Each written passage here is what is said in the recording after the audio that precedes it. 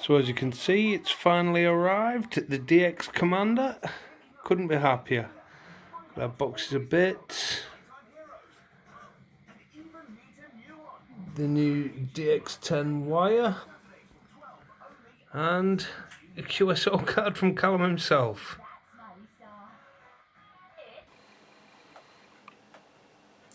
Hello and welcome back to the shack with me, 2E0XSB. And as you saw in the little clip earlier, I'm now the proud owner of a DX Commander all-band vertical.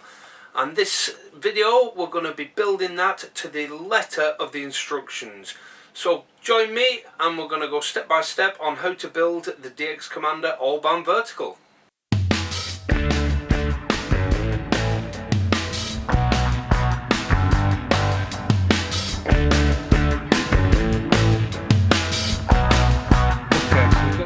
Bits here now. I've just unboxed the box of plates, and as Callum himself has actually stated, some of them do have bits of rough edges, which I don't know if you can see that on here, just a little bit rough, and a little bit at the top there where it's obviously the end of the cutting out. So I'm just going to smooth those down quickly before we go any further.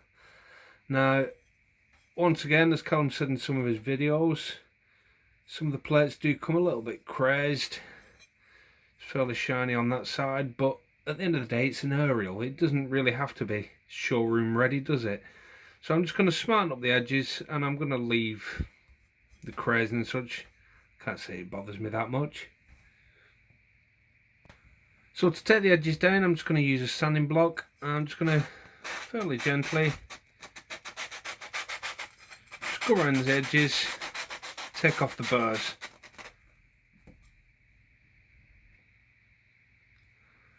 So now I'm just going to fit all of the screws in place and put the wing nuts on top. What I'm going to probably need is a small spanner just to make sure that they're nice and tight. But those have been tapped really well, so they're going in absolutely no problem at all. Just going in finger tight at the moment, and presto.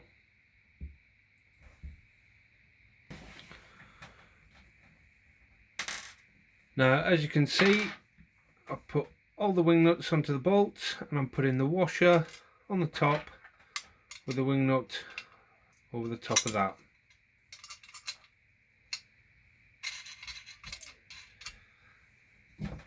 That way, when you're actually tightening up onto the wire and the fork connector, you're not actually putting any twist onto that fork connector. It's going to hit the washer, and it's going to take away any strain on that. And there's both of our plates finished. Got the bolts in there with the washers and the wing nuts. And next up, I'm going to fit the rubber tubing onto the Jubilee clips. So here we have our different size Jubilee clips. Got small, medium, large and extra large. And as you can see, I've already fitted the rubber tubing to one of the extra larges. I cut that to 12 centimeters, and the instructions tell you that you need to cut 2 at 12, 1 at 11.5, 1 at 11, 1 at 10.5, 1 at 9 and 1 at 8.5 centimeters. That's all in centimeters, those measurements. So I'm just going to cut all those out of this tube now, and I'm going to fit them by basically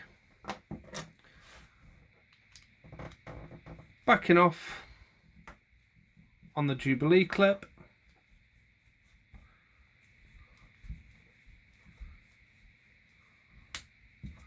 until got a break in it like that, cut the tube to length and fit it.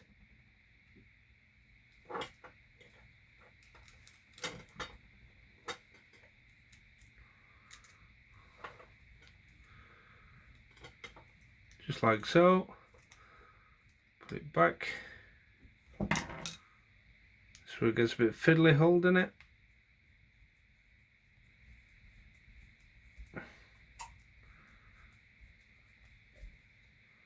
And there we have it. I'm going to finish the rest of those up now. So there we have it. All our Jubilee clips the rubber piping around it. Now I will admit these smaller ones right at the end do get fiddly. I found that cutting those a little bit shorter, around about 7.5 centimeters, 75mm, did fit much easier, made the job just that little bit easier.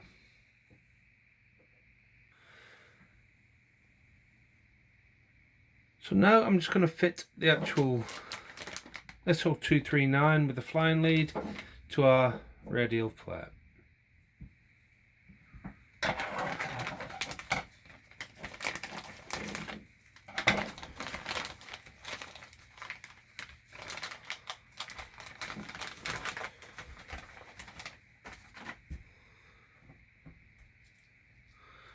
Just going to loosen the nut at the back there. Slide that off.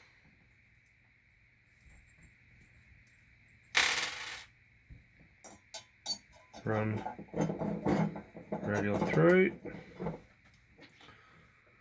Washer on first, then the nut.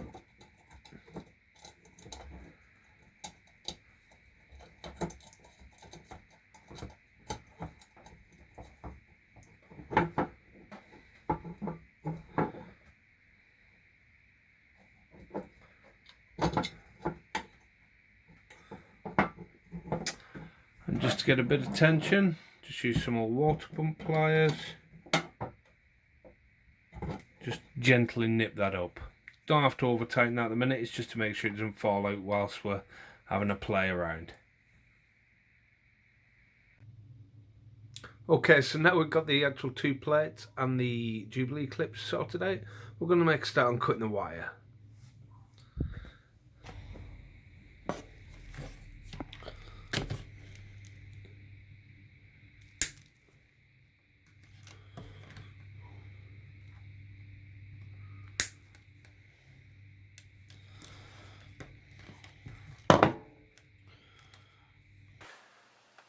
Okay, so for the purpose of this build, I'm going to literally follow the instructions to the letter.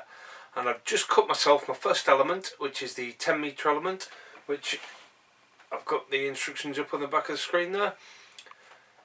It says for the 10-metre element, you've got to have 2 meters and 45 centimeters of wire with a 5 centimeter fold back. So I've cut exactly 2 meters and 50 centimeters of the DX10 wire.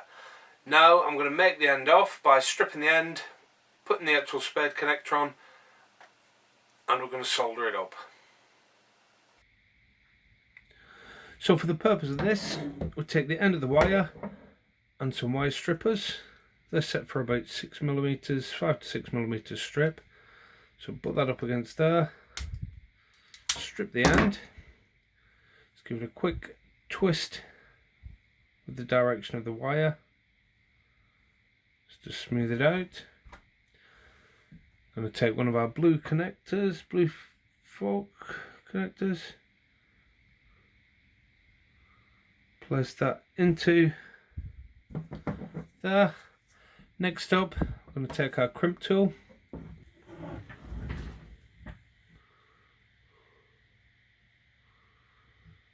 This part can get a little fiddly, so I've just lined it up now in the correct crimp part. I'm going to finish off that crimp.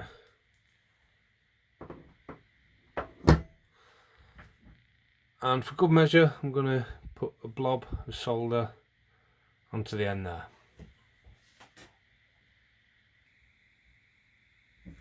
Now I must stress that having the right tool for the job in this case is important. Now a decent crimp like this one is going to set you back around about £15, $15-ish,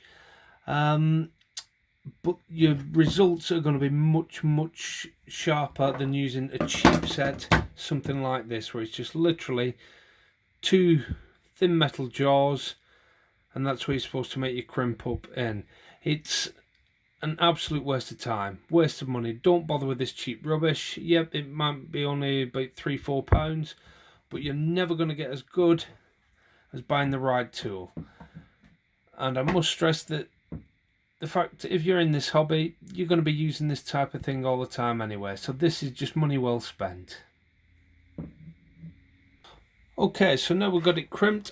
As I said, I'm going to put a little bit of solder on the top just to help keep it all nice and solid construction.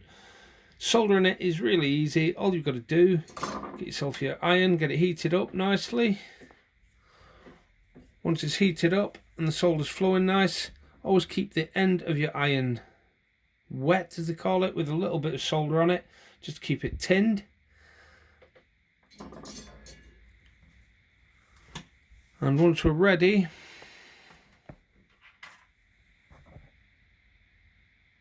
I've just secured that to the desk with a little bit of insulation tape.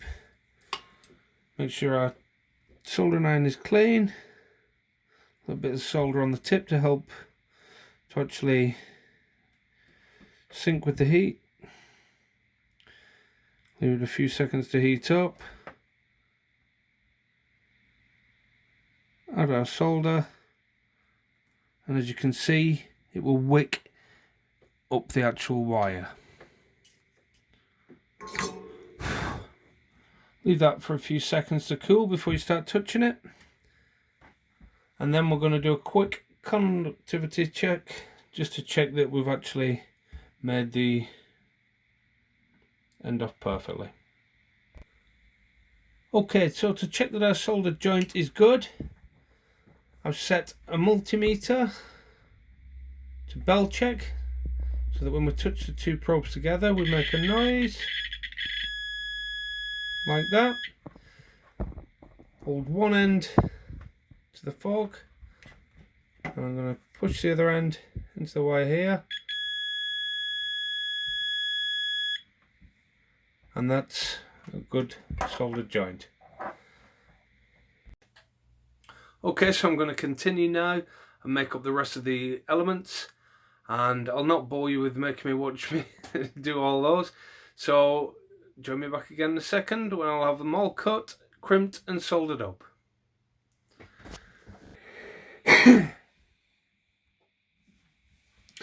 Okay, so I've now cut my radials. I've got 6 3.5 meter lengths that I'm going to strip roughly a centimetre from the end of each of them, twist them together and tin them so that they're all soldered together, so that we can get them into the fork connector and crimp those up.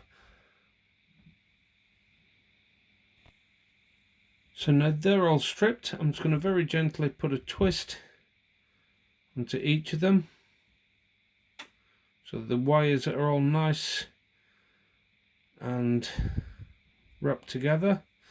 So just pull them as you actually put the twist. That keeps them from knotting up and making a mess.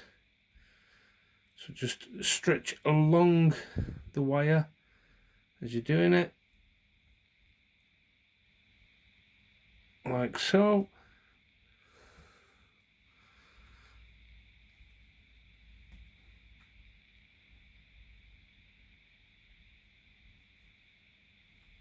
So our last one done. Now we're going to get all these together, lined up as best we possibly can, and we're going to twist them to form one big nice wire, like that. Okay, the last thing I'm going to do is I'm going to actually solder those wires together, get them all nice and tinned, and I'm going to do that by standing a piece of solder up like so, clean off the end of my iron, and solder on the end. I'm going to start at the base, heating it up nice and hot as I do, and withdraw it out.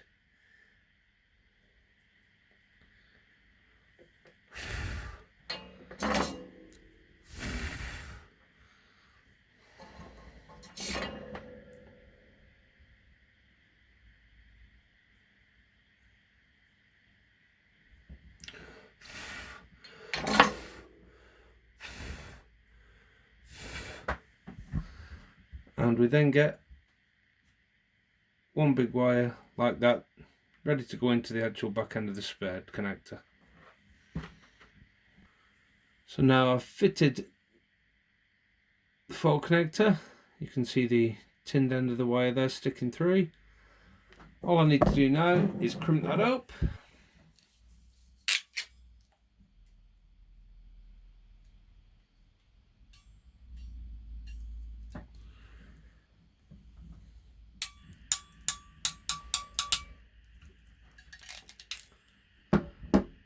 And I'm going to put a blob of solder on the end there just to hold that and keep it all nice and neat.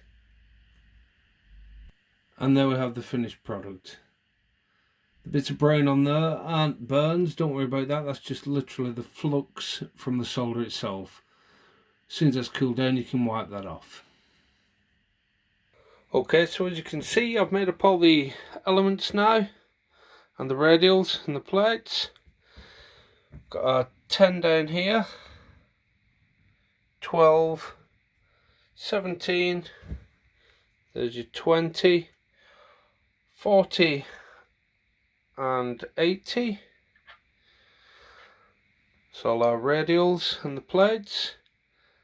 Now I've labelled each of these up using just a little Dymo label printer,